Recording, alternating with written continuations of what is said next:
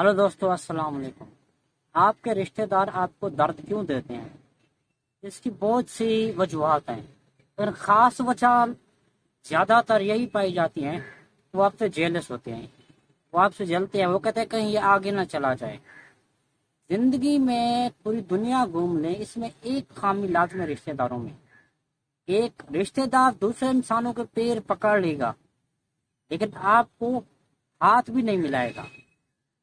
ठीक है, रिश्तेदार ये चाहता है कि यार ये जो मेरा रिश्तेदार है ये सबसे नीचे रहे। रिश्तेदार की सोच क्या होती है? जो मेरा रिश्तेदार है ये सबसे नीचे रहे, और जो गैर इंसान है वो उसको ऊपर लेके आता है। क्यों?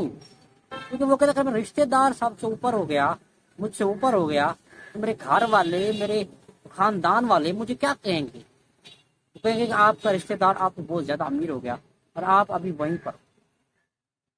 अगर दूसरे बंदे को, अच्छा मैंने काफी यार इंसान देखे हैं कि वो दूसरे बंदों को ना, दूसरे मतलब खानदान वालों को या दूसरी कौमों को, जैसे एक मिसाल ले लें, जाट कौम है।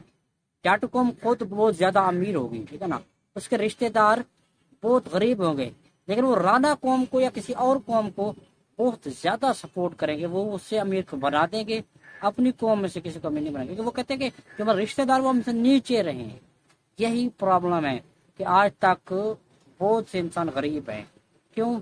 क्योंकि एक इंसान आला ओहदे पे चला जाता है, ज्यादा से ज्यादा पैसे कमा लेता है, तो अपने रिश्तेदार को नीचे रखता है, बल्कि दूसरे जो होते हैं उनको आगे लेता है और उनको तरक्की करा देता है। तो ये सोच यार खत्म करें। अगर आप किसी बड़े ओहदे पे या किसी बड़ी चीज पे हैं और पैसा है, तो अपने रिश्तेदारों की मदद करें, गरीबों को, उनको आगे लेके वो ज्यादा थोड़ा